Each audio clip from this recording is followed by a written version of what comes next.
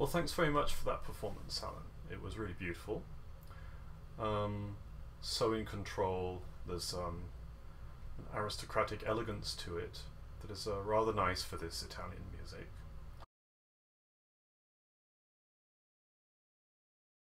So this piece, there's something I think quite 20th century about it, or late romantic about it, in that it comes across as a kind of a portrait of maybe some kind of fascinating figure, perhaps even a portrait of Paganini. But maybe we can think about the piece as showing all of these different sides of a single character, and ultimately that character is going to be you, Alan, you know, expressing these ideas through your guitar. Something I often try to give my own students very simple tasks as they go through a piece, just identifying things that are just right there on the surface of the music, you know, that can't be missed at all, but nonetheless repay careful study. And there's obviously three main musical ideas in this piece, right? There's the dum da da da da da dum bum pum rum, the music that introduces. There's the idea la la la la la la bum bum bum pa dum, that idea, and then there's the ti da da di da da di da da da. There's that idea. And they express very different sides of a musical character. Yes, so I've got this red idea, and we might think of that as the bravura character, the virtuoso, the magician, Paganini on stage playing his violin. This incredible effect that he made. And then we get to this blue idea, la la la la di dum. This plays different roles in the pieces, but this often has a scherzando character, and we might think of this as the trickster, a playful character that can be brave as well as tricky. And when we get to this green idea,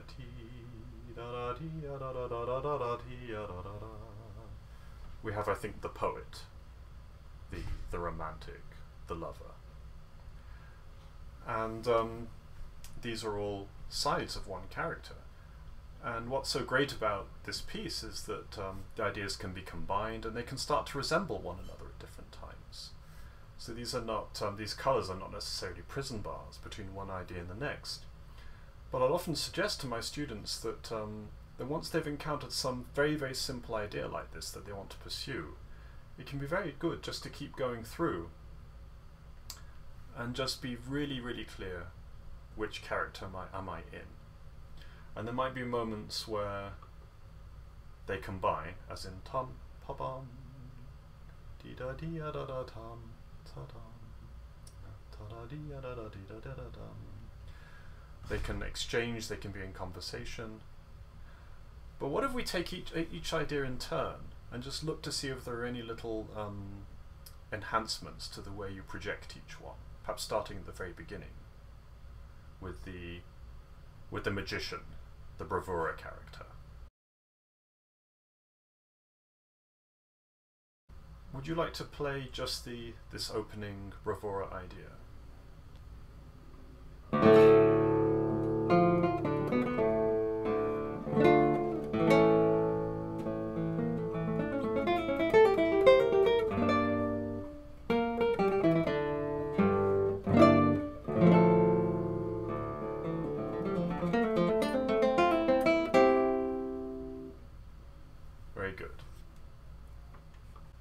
What I'm sometimes hearing is that the strummed or arpeggiated sound could have a bit more weight, a bit more energy, and a bit more direction. How are you, for example, how are you playing this chord here? P string. Yes.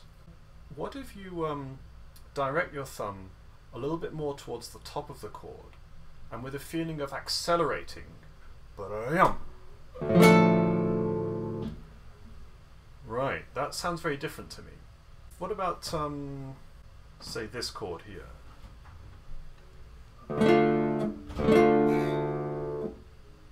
Yes, that's got a real life and spring to it. Ya da da da da da tum tum pum pum. And I don't know what if Castelnuovo-Tedesco wanted a similar sound here. Probably he did, right? Probably you're arpeggiating that with the fingers. What are you doing there? Right. What I think I'm hearing is that in the second phrase, you've got a matching pair, right, of two chords. But here we haven't quite got that match. What can we do about that?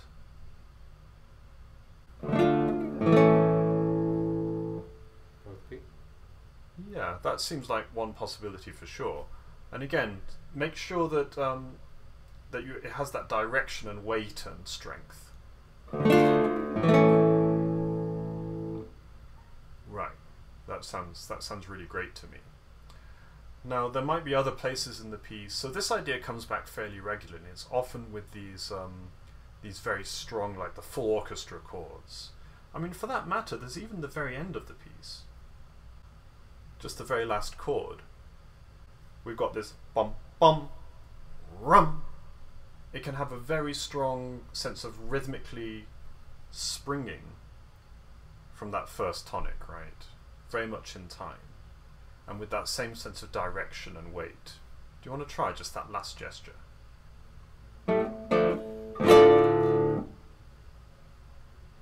Yeah. Again, that sounds different to me from what I think you were doing before. Is that a little different? Mm-hmm. Yes. Yeah. Along with these opening chords, we've got this bravura idea. When I hear you play this, well, what I'm actually hearing is this. I'm hearing a strict quarter note followed by a bunch of 16th notes that always have the thumb on the beat. Ba-da-dee-da, ba-da-dee-da-bum. I'm just wondering whether it wouldn't be more exciting to try to ensure that you're always thinking onto the beat. Bum, rum. So instead of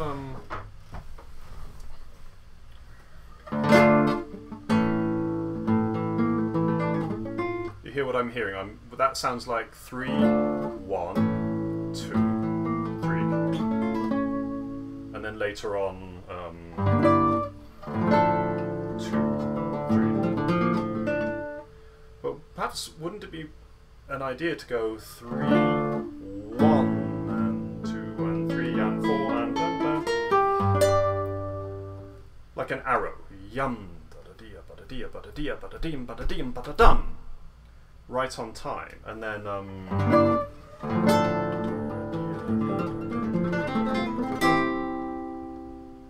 I find it quite attractive to think of we're not done, we're doing something within the resonance of those chords before so they don't just die and then we pick ourselves up again. They actually explode into this gesture. You want to give that a go?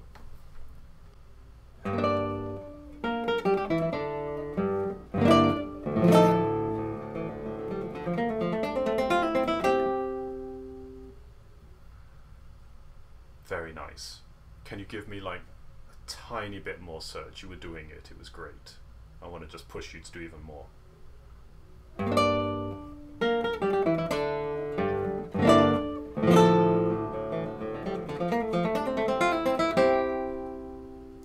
Yeah, just play for me. Yeah. Now just give it that extra ya-da-da-da-dum. So that it... You have to practice that. That's it, but you know you're doing it, and you just have to work backwards, right? I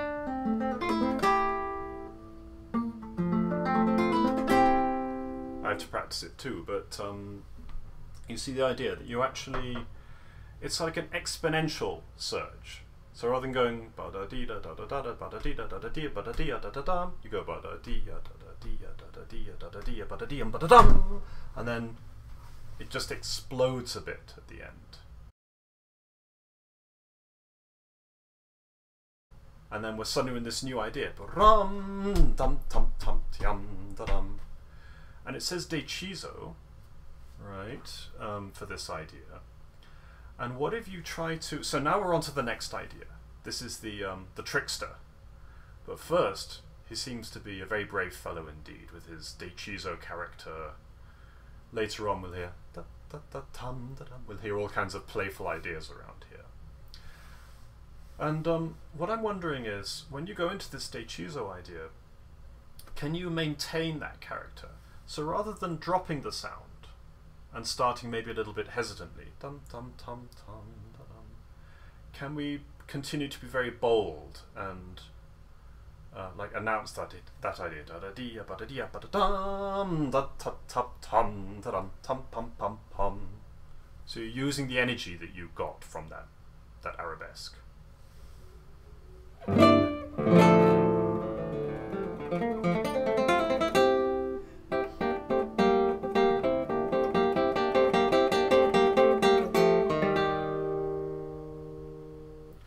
Right, and perhaps round about there we start to take the energy down to something more gentle. But even just for the first statement, yap ba ba pum ba bum bum pum pum pum pum bum bum bum bum bum bum pum pum. It's really, I guess I'm thinking especially of the first time we hear it as making use of that deciso that we achieved. You know, with all of that extra practice you're going to put in, you're going to get your reward for at least another measure announcing this brand new motive. You want to try one more time? Try going from the ba-da-dee, ba-da-da, or even a little bit before if you want.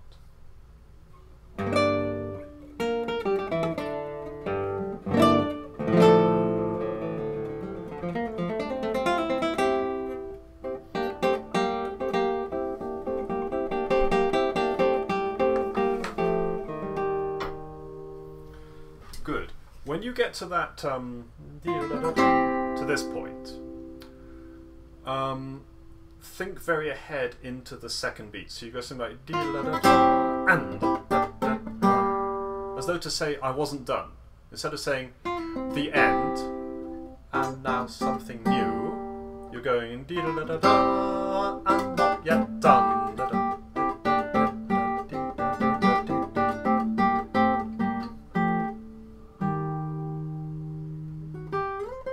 And so on.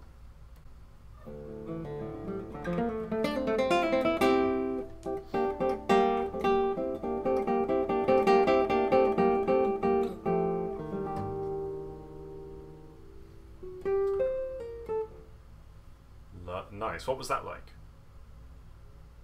It felt like more like one gesture. Yeah.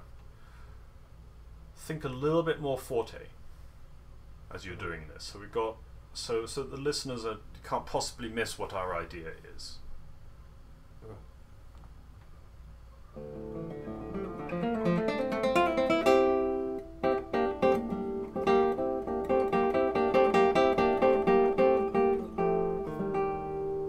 Missed the note there, but Oh, who cares? yeah. You see, when you play like that, no one cares if you miss a note. You become like one of those old pianists, you know, the really famous old pianists, and they just go on stage and they're like very boisterous and they just go and it's full of wrong notes. Feel like, oh, it's so exciting, you know. In fact, it reminds me when you do something like this, and you've got that big chord, and then somewhere in the resonance of that, like deep, there's this deep rumbling of before we have a moment, before we're still reacting to the big chord, and suddenly but already there's this rumbling happening. I find that very exciting, compared with, you know, politely taking time and then making a new start. So, so what we're doing is we're trying to bring things together. Now, as long as we're talking about the trickster idea, a musical idea might contain a number of accents, but probably there has to be one particular accent that is the main focus. Right? So you can do everything you want, but as much detail as you want into an idea, as long as we're clear where you're going to and where you're coming away from. And I think that this idea is usually when Castelnuovo-Tedesco notates, he writes ta ta ta tum da dum. And what I'm often hearing, not all the time, but you often play bum bum bum bum ba bum with two main accents, one here and one here as well. So what if we take a few samples? Probably we're thinking to this main accent here, da ta ta tum da dum, and then just the thought in your mind that you're coming away from that accent is going to be very helpful, I think.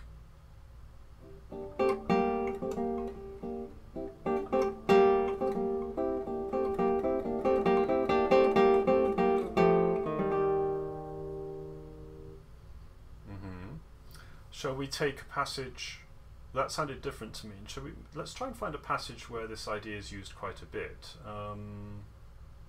Yeah, how about this più mosso scherzando here?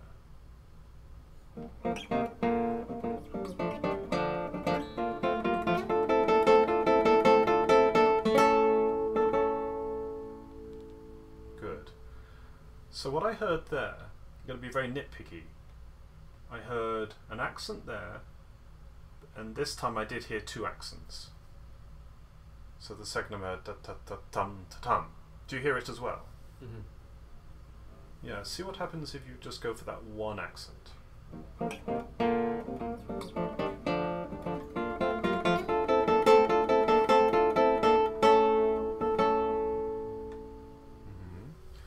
Now at this point, so bravo, that was very different to me. Now I think it had all the excitement, it made a bit more sense. Now at this point in the meno mosso, quasi recitativo, this idea now merges with the idea of the poet. So it's possible that ta-dee-dum, that we have a very different way of playing it. Because Castelnuovo-Tedesco has this idea of like growing towards the middle. Tum-da-dum. So now that you've done these beautiful tum-da-dum, tum-da-dum, pa-pa-pum-ti-ta-ta-ta-ti-ta-ta-tum-ta-tam. What do you think about trying to make that contrast? I could try it. Let's try it, yeah.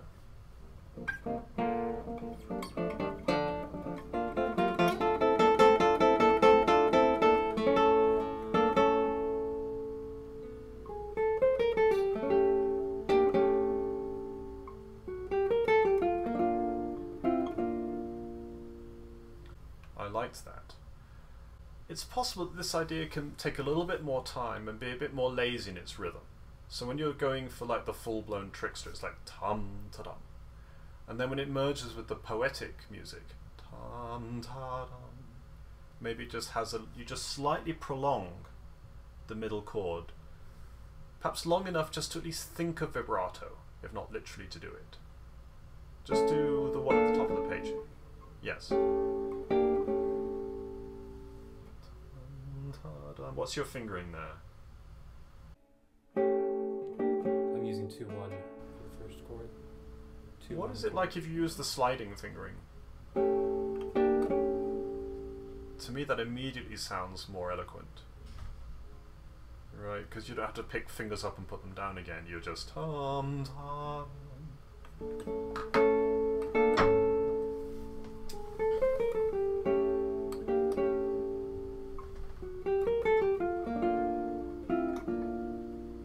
That last one was lovely because you went kind of like you really gave me time to enjoy that sound, and maybe do you hear what I mean?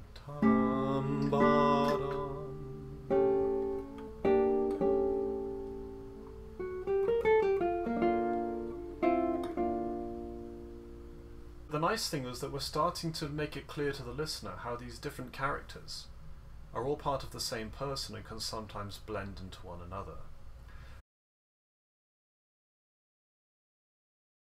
But we haven't really talked about this poetic character yet, have we?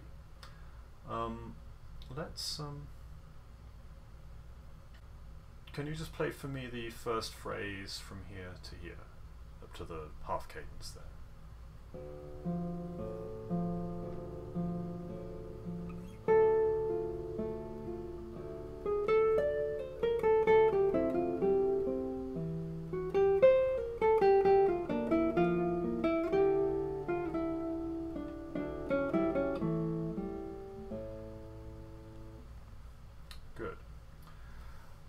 no, it sounds really beautiful. I could listen to that all day.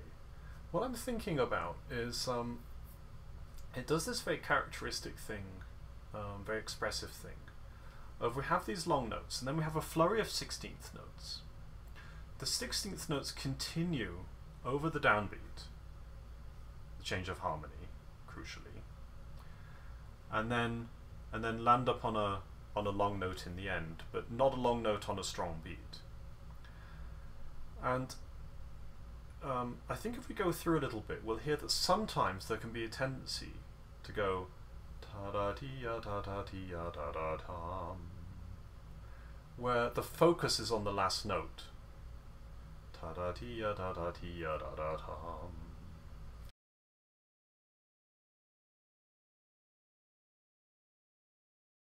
I think I have a better example of where this is particularly hard. Let's try this passage, the Dolce e Languido, this D major passage.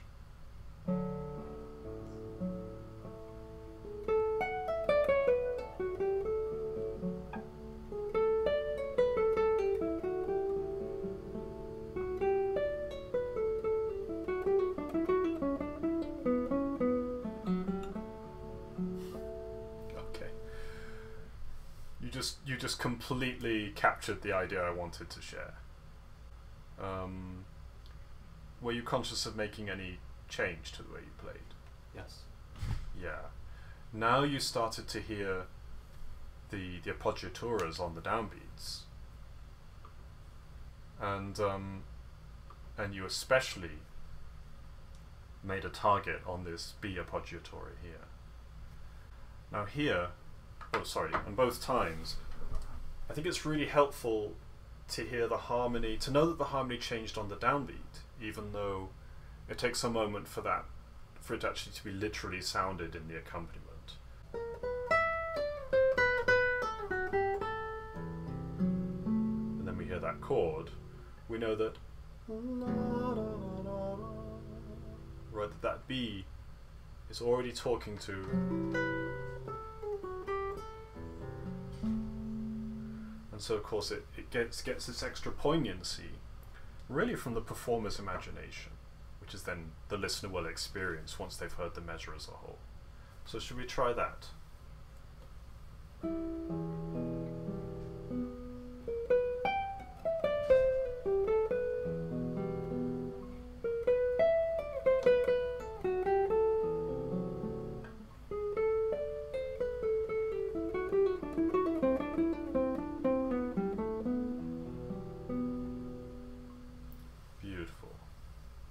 So that seems very different.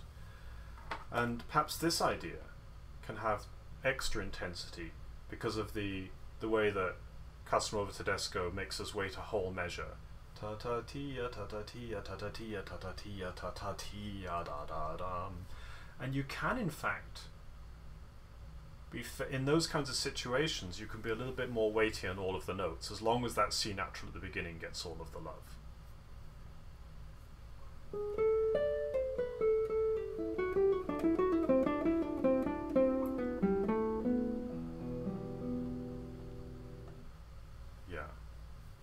Beautiful, very eloquent. So now do you want to try that opening cavatina again? And see if that's different now? Okay.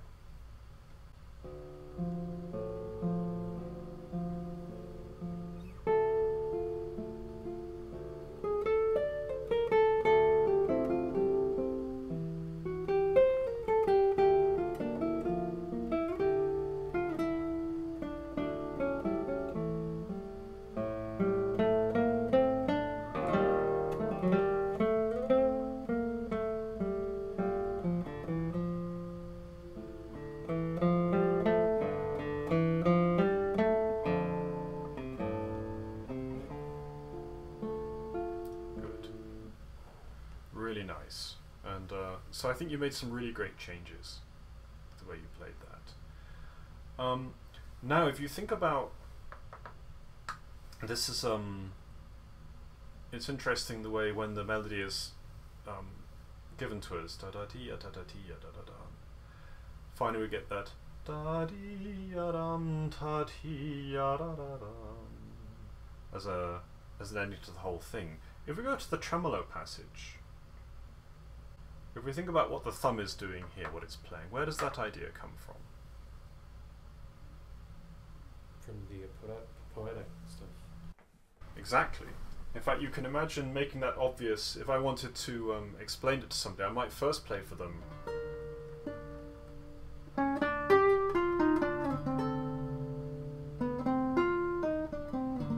Right, just using the rhythm so that people can be reminded of that.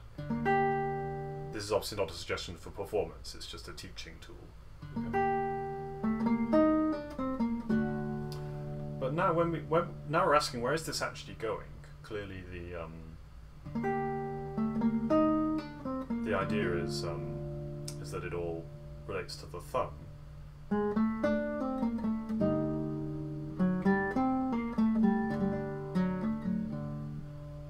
See how the ending is taken from the cavatina. Mm-hmm. If I play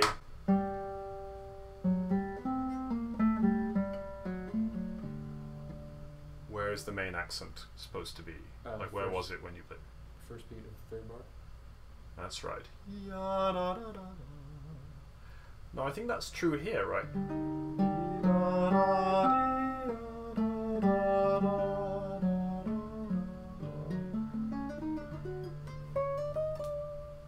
And I think what I'm hearing in your performance is you kind of go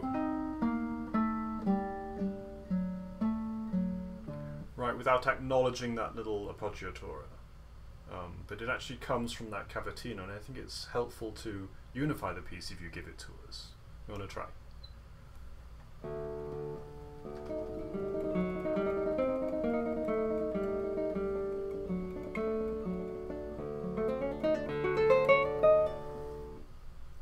Beautiful.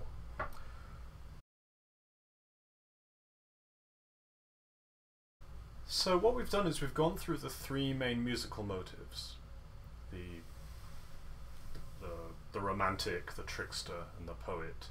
And we discovered that if you just bear in mind where you want the accents to be, where you want the main stresses of the idea to be, this is something that will take you through the entire piece. So, but of course we still have to figure out how to put the piece together as a whole, with all of its climaxes and transitions. I think there's a passage that is particularly difficult in performance, and that is the build-up from this kind of Paganini caprice music to this orchestral climax with those high A's. But let's start by taking the build-up to the orchestral climax. So that would probably be from here to the change of key signature. And can you first tell me, what is the bass line doing? Descending? Yeah. Can you just play the bass line on its own?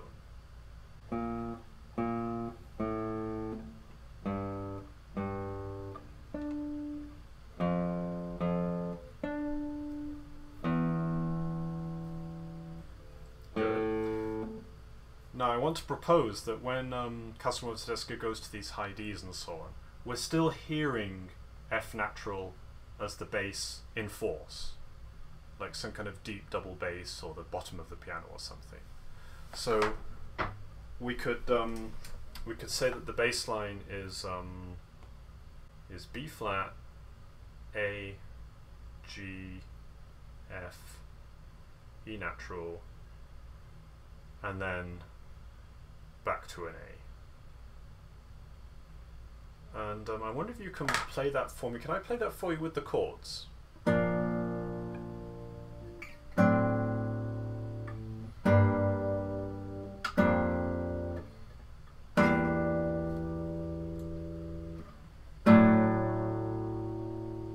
Right, it's very compelling harmonic progression, isn't it?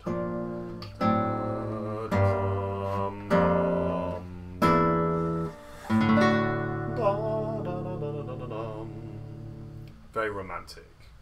Can you play those chords as well?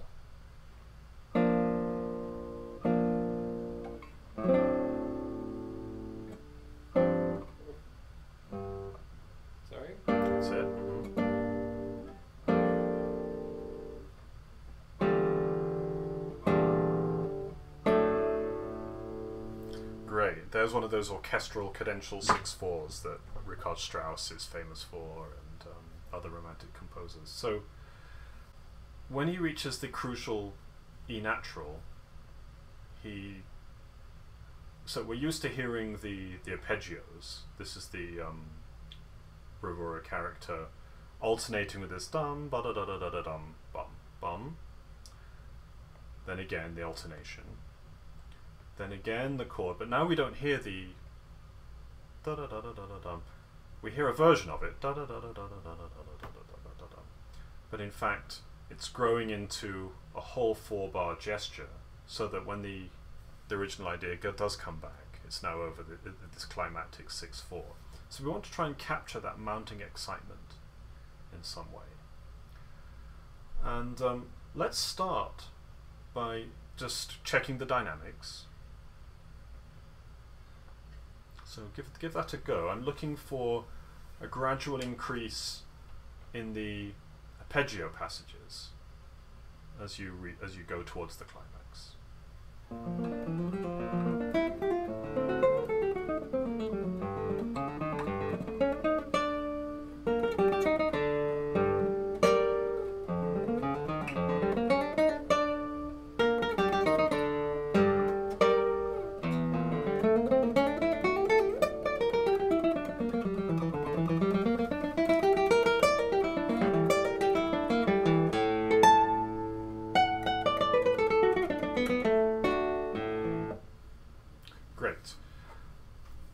So the dynamics sound great. Now we want to add an idea about the placement of these ideas. For example, this F is quite it's quite an unstable note. We're hearing this, and then it goes. Oh, sorry. Right, that note seems to say, "Whoa!" You know, we're really going into a build-up now. So I would expect that note to come a little bit later than expected, and to be held a moment, but with a certain kind of hushed quality, as at least one idea for playing this. So you kind of take me by surprise slightly.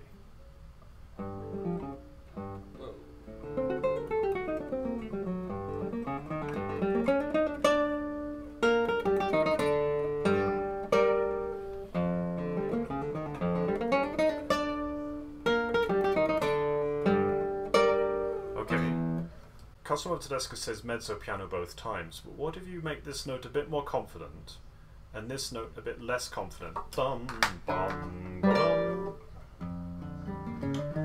And a little bit surprisingly quiet.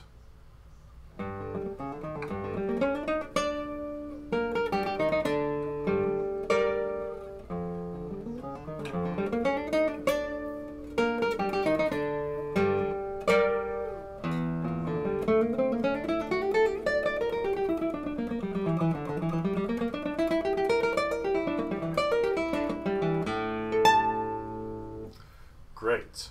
Now, then when we get to this half diminished 7th chord over the E natural, we're all business, right? We know that we're surging towards the climax. And what I hear you doing is starting a little bit more slowly and starting to pick up as you go. And I would just like to hear a lot more of that, like a really dangerous amount, like right, so that it's really under threat, not just comfortably a bit slower, but struggling.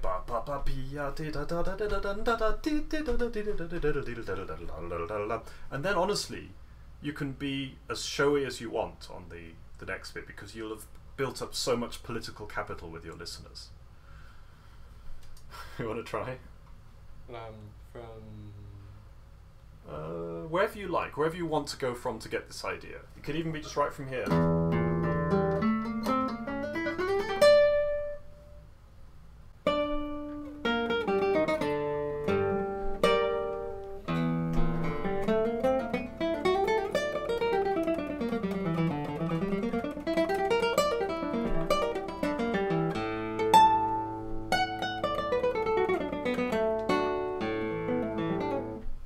This kind of idea could suffer a bit more.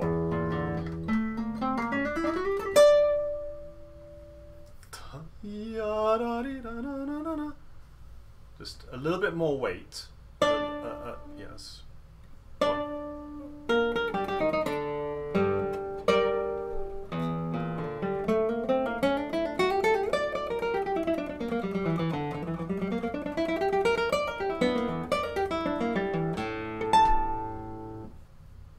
Great. Does that seem different? Yes. Yeah. So, now try putting all of that together. So we've got this idea of yum, this idea yum, dum, pa. Everything's fine. And then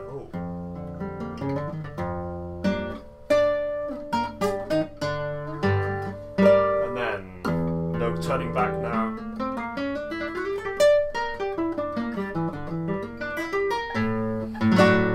See what I mean? So see if you can bring that much or more danger and adventure to this passage.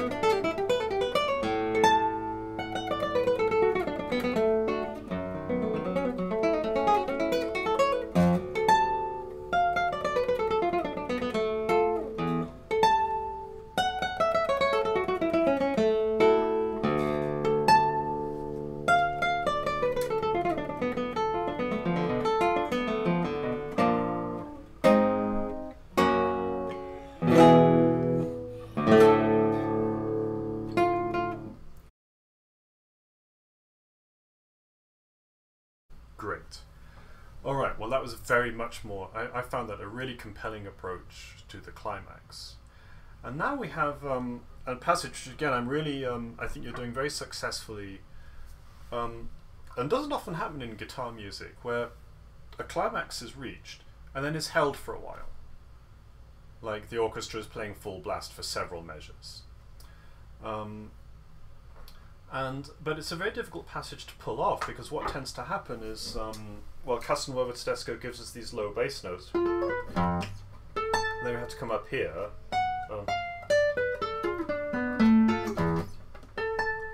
And that moment there tends to sound a little bit lacking in the impetus that this passage should have, right? Yeah, we kind of go dun dun dun dun dun dun dum ba-ding, di-di-di-di-di-dum. And the music seems to almost stop for a moment.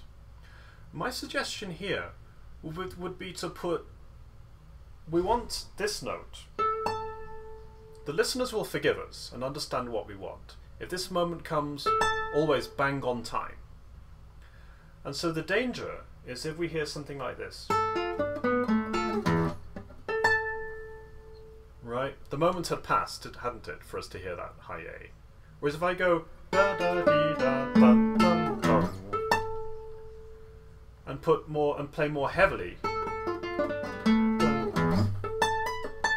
Okay, I'm screwing it up, but do you see what it is I want? I want to bring enough of a heavy climactic character to the notes beforehand that I'm then able to give the sense of really going on without any hesitation and delay to that high A.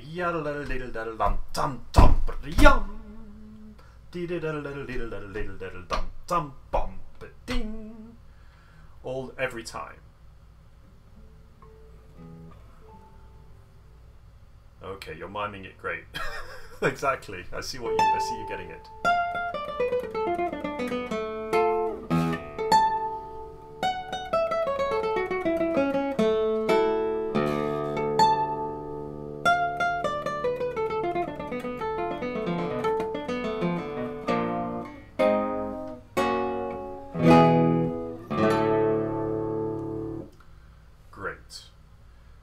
that seemed very different. I think you can get a little bit more weight of sound. Ya-da-da-da-da-da-da-dum-dum-tom.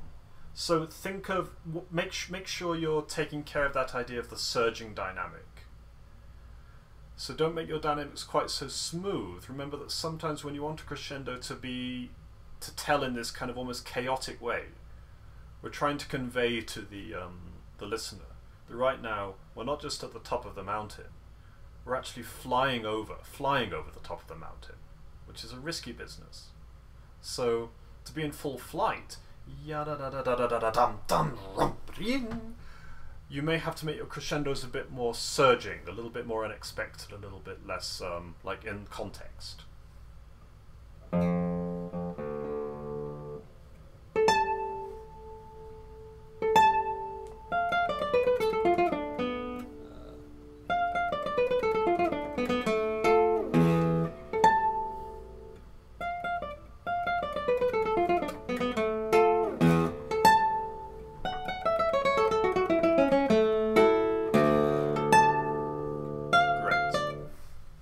Very nice. Okay, now I have one last idea for you while we still have time, while there's still time left. It seems that when we get to the last one, this again another half diminished seventh chord,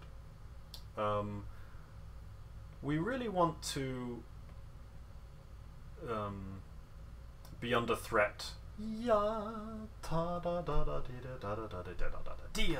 So that we can go crazy a little bit later, right? So something like this is what I hear you doing, right? Which is great. Where the arrow means hold back, you know, or push forward. Right. But I think if I think through to your performance of this piece as a whole, then I think every time you play da da da da da da dum, that idea dum ba da da da da da dum, you always start it slowly dum dum ba da da da da dum. So what if you save up that idea? It's heard 3 times, right? So what if you, having kind of gone da da dee da dum blum da da da da da da da da da da da da dum dum dum dum ya da da da da da da da da da da da da dum dum dum byum dee dee da da da da dum. Right, so the holding back is reserved for the last time, and instead you just go yum yada da da da da dum. You just go forward the first 2 times, because you've already pulled back just before the high A, right? Right. In the previous part. Yeah. So give that a go. Where should I start? Well, how about the top of the page?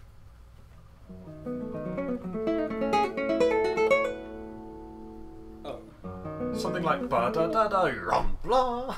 You're probably going to have to slow down at the top of those 16th notes so that you don't you're not left high and dry on the low F natural and then not have enough time. Yeah.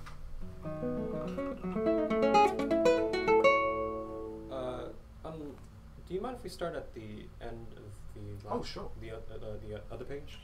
Yeah, great idea. So what, something like the high... The second high A. Yeah, go right ahead.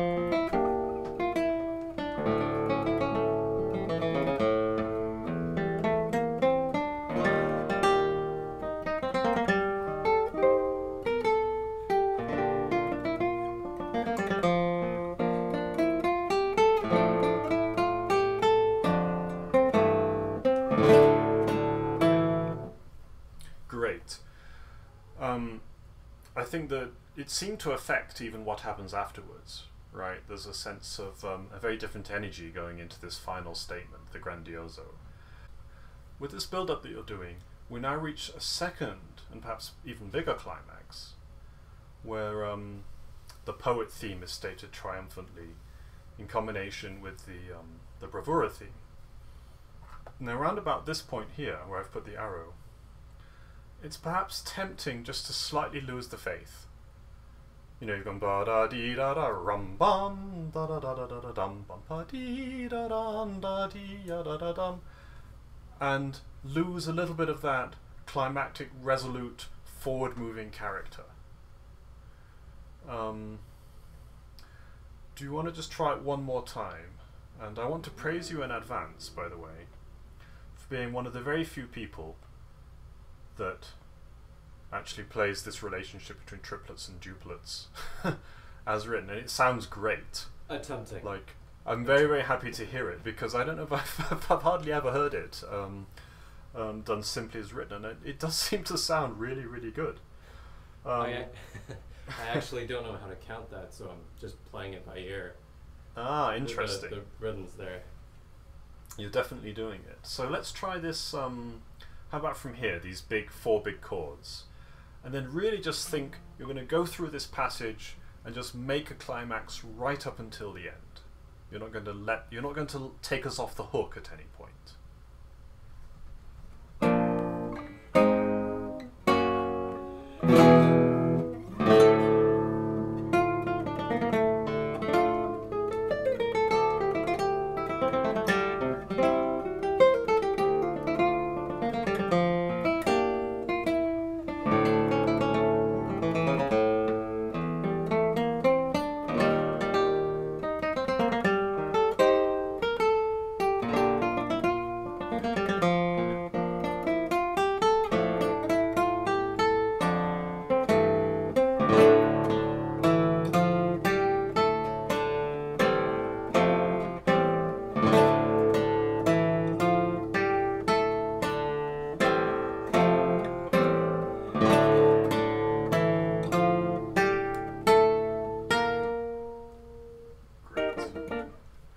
Okay, sorry to stop you right when you're near the end, but let's leave the listeners wondering what on earth happens after that fermata B flat.